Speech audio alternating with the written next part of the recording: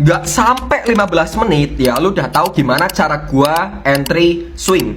Oke ya, jadi di video kali ini gue bakal jelasin gimana sih cara gua swing ya, gimana sih cara gua mencari titik poin untuk entry swing. Jadi untuk metode yang gue pakai itu ada dua. Yang pertama itu ada Elliott Wave, terus yang kedua itu ada Dow Theory. Terus buat kalian ya yang trading di gold, ini sebenarnya materi ini wajib ya buat kalian ketahui. Dow Theory itu apa sih? Pasti banyak yang nggak tahu ya kan. Kalian tuh tahu apa aja? Support resisten sama supply and demand. Ya gue juga tahu semua metode itu balik lagi ke area support resisten dan supply and demand. Tapi betapa pentingnya sih ya, nanti kalian tahu sendiri, makanya tonton sampai selesai.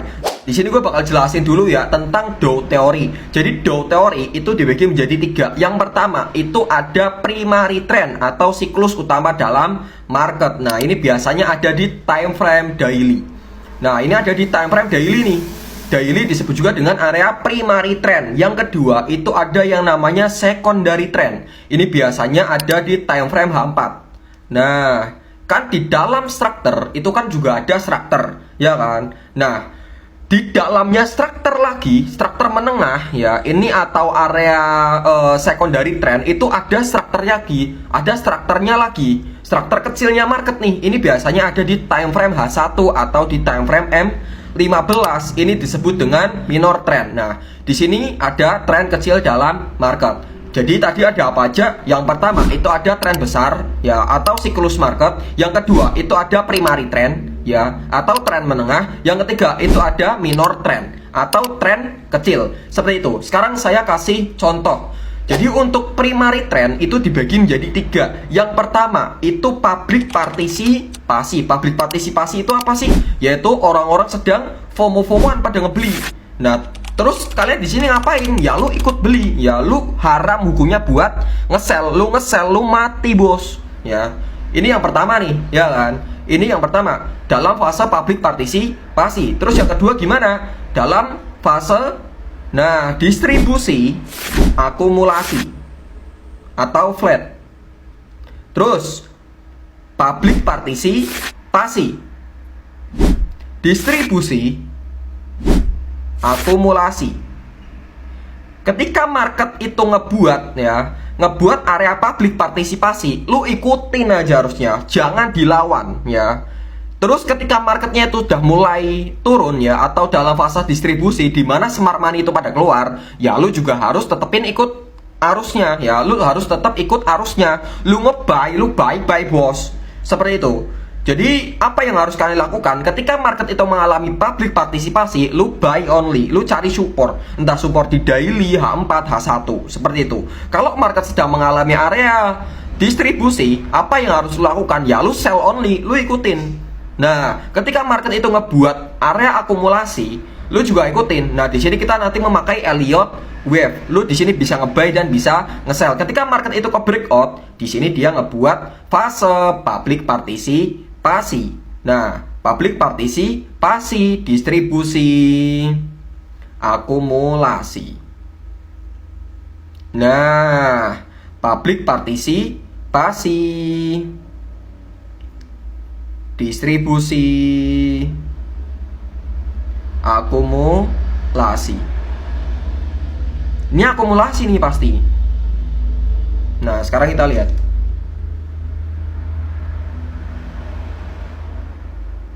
Nah, dia naik turun doang kan? Nah, sekarang kalian bisa perhatikan baik-baik. Di sini ada market.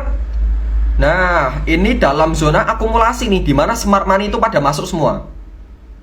Nah, ketika smart money-nya, ketika area akumulasi udah kejebol, ya udah, dia lanjut ke fase public partisipasi. Apa yang harus kalian lakukan? Ya kalian ikutin aja harusnya, kalian buy only, seperti itu ya. Jadi untuk Dow Theory itu yang pertama ini ada primary trend atau siklus besar dalam market. Yang kedua itu ada secondary trend atau tren menengah. Nah, di sini kalian bisa lihat di time frame H4. Nah, di H4-nya itu seperti apa sih? Seperti itu ya. Sekarang saya kasih contoh. Ini ada di time frame H4 atau tren menengah dalam market. Nah, kalian bisa perhatikan baik-baik ya. Di sini ada higher high ya. Ini ada major, minor, major, minor, major. Nah, di sini tadi kita udah bilang bahwa di sini kalian akan melakukan entry ya berdasarkan struktur Elliott wave. Ini masuk semua nih. Ini major, ini minor, ini major, ini minor. Nah, major seperti itu. Terus di minor trend ya, minor trend atau tren kecil, kalian bisa perhatikan baik-baik nih. Nah, sekarang saya kasih contoh, ini adalah tren di time frame H4 atau area secondary trend, major, minor, major, minor. Nah, kalian juga harus perhatikan baik-baik. Kenapa kok kita itu memahami area primary trend dan area minor trend ya. Sekarang saya kasih contoh untuk yang minor trendnya. Di sini ada higher high, higher low, higher high, higher low, higher high, higher low, higher high. Nah, kalau kalian cuma memahami di minor ya, di minor trend, pasti kalian pikirannya ini higher low, ini higher high, ini higher low ya, kan pasti sampai sini bang, ini pasti sampai 2900 anjing ya. Nggak kayak gitu juga ya, kalian juga harus tahu siklusnya itu seperti apa. Paham ya? Kalian juga harus tahu siklusnya itu seperti apa. Oke, sekarang kita udah tahu nih untuk area Dow teorinya ya. Sekarang kita bakal kasih contoh terlebih dahulu. Nah, kalian udah tahu nih untuk areanya gimana kan? Nah, di sini juga ada fasenya juga. Kalian bisa menggunakan teori Elliott wave. Ketika market itu sedang mengalami area public partisipasi, apa yang harus kalian lakukan? Ya, kalian bisa menggunakan Elliott wave untuk menentukan titik tertinggi. Dan jangan lupa dipadukan dengan data fundamental. Seperti itu. Sekarang saya kasih contoh ya. Di sini ada X1, 2, 3, 4, 5 overbought seller masuk ya, public partisipasi, distribusi, akumulasi, breakout X1, 2, 3, 4, 5 public partisipasi, distribusi, akumulasi X1,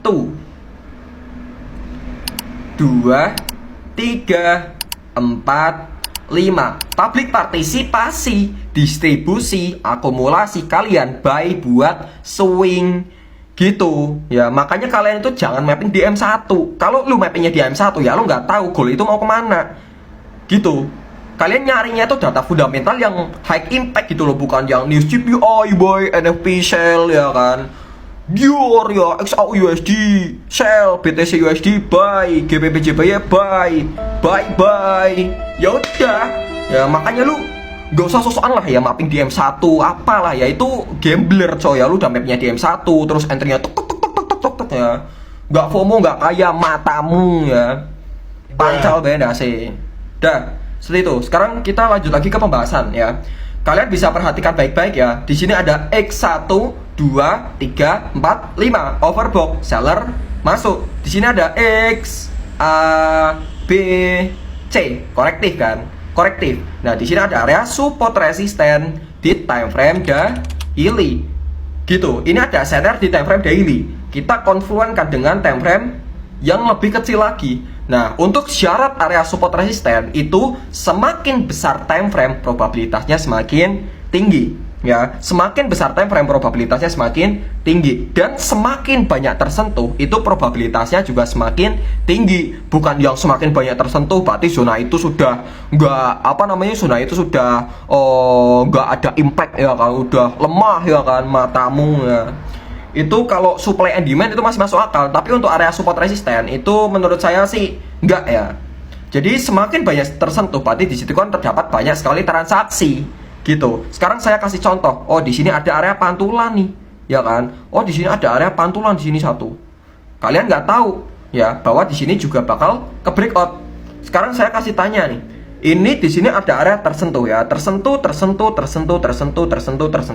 dan tersentuh. Probabilitasnya tinggi yang mana? Nah, kalau kalian salah menandai SNR aja, itu udah salah kaprah sebenarnya. Itu udah salah kaprah. Makanya zonanya ke breakout. Dah. Kenapa kok dia memantul di sini? Ya karena di sini banyak sekali terjadi transaksi. Ya ketika market itu sudah low ya, ini kan dalam fase koreksi ya. Ini kan dalam fase distribusi. Setelahnya gimana? Akumulasi. Di sini untuk Elliott-nya dia udah selesai. D1 konfluen dengan time frame H1. Kalian cari tuh. Kalian cari di mana terjadi konfirmasi. Nah, kalian bisa perhatikan baik-baik di time frame H1-nya. Ya. Oke. Jadi candlestick sebelumnya ya, ini kan ada candlestick seller. Tiba-tiba ada buyer masuk dalam posisi gede. Berarti kan seller udah sepenuhnya kalah. Jadi ketika dia retrace, lu bisa pasang posisi buat entry di mana di area pertemuan antara buyer dan seller. Karena di situ adalah titik di mana seller itu kalah sama buyer. Terus kalian entry di situ, stop lossnya di mana? Di bawah sini. Ya, lu kasih jarak. Karena apa? Karena kita nggak tahu market itu mau ngebuat double top kayak, mau ngebuat head and shoulder kayak, kita nggak tahu. Ya, jadi lu itu nggak usah sok-sokan SL tipis jembut. Ya, lu nggak usah sok belajar ICT, Alcemas, apalah anjing ya. Itu nggak ada gunanya, cok ya. Nggak ada gunanya apalah. Tapi bongkot SL dia tipis jembut ya, jembutmu itu. Nah, lu potong lu punya jembut ya kan, terus lu sambungin ini ya, lu coba diukur tuh jembut lu sama stop loss lu itu. Tipisan stop loss tuh cok ya. Makanya lu nggak usah sok-sokan kayak gitu. Kita itu trader retail, bukan institusi. Dan lu nggak usah madang ukuran per pip, lu madang ukuran per risk ya. Risknya lu itu berapa persen gitu. Lu setiap lu entry posisi, resiko lu itu berapa persen gitu. Dan untuk take profitnya itu lu dapatnya berapa persen, seperti itu. Nah kita kan tadi kan udah tahu nih, ya kan? Kita kan udah tahu. Kita tadi entry di area akumulasi, ya kan? Market sedang mengalami crash. Ini crash dalam fase distribusi. Setelahnya gimana? Akumulasi. Dan ketika kalian mau mencari titik atas, kalian bisa tarik Fibonacci. Ini untuk Fibonacci Elliott Wave. Nah, kalian tarik dari high ke low. Ini untuk swingnya ya. Ini kita bicara tentang swingnya terlebih dahulu. Kalian bisa TP di mana? Di sono. Nah, kalian bisa take profit di mana? Di titik tertinggi. Nah, ini buat target area. Target pertama di mana? Ada di area 618. Ada di area golden ratio karena di sini juga ada area supply. Target kedua di mana? Ada di 1618, di Fibonacci 2 di 2386. Hasilnya seperti apa? Nah, sekarang kita bisa perhatikan baik-baik. Ya, ini ada di time frame daily. Gitu. Nah, ini adalah contoh hasil dari Elliott Wave, ya, paham ya? Sekarang ya, ini Elliott Wave dan Dow Theory. Kenapa kok kita tahu bahwa market itu mau ke atas? Ya, karena kita berdasarkan data fundamental dan secara price-nya, ya, metode yang kita pakai itu berjalan dengan sempurna. Seperti itu. Tapi lu juga nggak usah mendewakan teknikal ya, teknikal A, teknikal B ya. Itu kayak gimana ya? Lu mau teknikalnya apapun juga balik lagi. Lu mau teknikalnya Alcemas ke ICT, 7 candle, 9 naga ya, metode sempak. Nggak ada yang tahu kan metode sempak kan ya. Semuanya balik lagi ke area support resisten dan supply and demand. Udah. Tapi bang kan ini tren kan udah kejadian ya kan. Gue udah bilang ini tuh dari kapan nih. Gue udah ajak kalian ya, ajakan untuk nge-buy itu dari tanggal 15 Mei. Gue masih inget tanggal 15 Mei di harga 3115. Gue masih inget ya. Gue masih inget. Banyak yang percaya, Bung, tapi ini menurut data Bookmap ya, menurut data bakso pentol, ini gold ini bakal menuju 2000 bang. Tapi bang kan, apa-apa? Tapi bang kan kita kalau plottingnya gitu kita keburu MC ya kan. Ya lu nggak usah sosokan lah ya, lu nggak usah sosokan pakai akun US dollar kayak. Kalau lu nggak punya duit ya, lu nggak usah trading. Lu fokus buat kerja dulu, naikin kapital lu dulu ya. Duit 1 juta buat trading ya kan. Tapi bang aku modal 1 juta ya kan, bisa buat trading jadi 2 juta. Ya lu coba besok ulang lagi, pasti MC. Ya kan, lu udah ulang itu berkali-kali, tapi lu itu nggak sadar ya. Duit 1 juta nggak usah buat trading. Duit 1 juta mending buat nyewa lonte. Dah. Ya. Banyak kok ya. Banyak ini yang nggak terima itu gue tahu ya. Yang nggak terima itu gue tahu. Tapi di sini gue pengen bilang bahwa kalau kalian scalping ya, kalau kalian scalping itu lebih gimana ya, mental kalian itu lebih ngena gitu, psikis kalian itu kena nantinya ya. Kalian tuh makin lama makin gila ya. Karena apa? Karena stop loss tuh tipis jembut ya kan. Market itu kan berjalan kan seperti ini. Market itu kan jalan kan seperti ini ya kan. Nah, market kan jalan kan seperti ini. Terus untuk TP berapa pip? Dunia TP 70 pip anjingnya. 70 pip segini. Market kan kayak gini nyet. Ya kan. Tapi bang kan SL kita kan 30 pip ya kan. 30 pip seberapa? Segini ya. Lu potong lu punya jembut ya, lu sambungin ke sini. Ini lebih tipis so daripada jembut lu. Ya. Itu nggak masuk akal gitu loh. Oke, jadi buat kalian yang pengen akses Discord, kalian langsung aja cek link di bio. See you next time, bye-bye. Oke ya, lanjut part 2.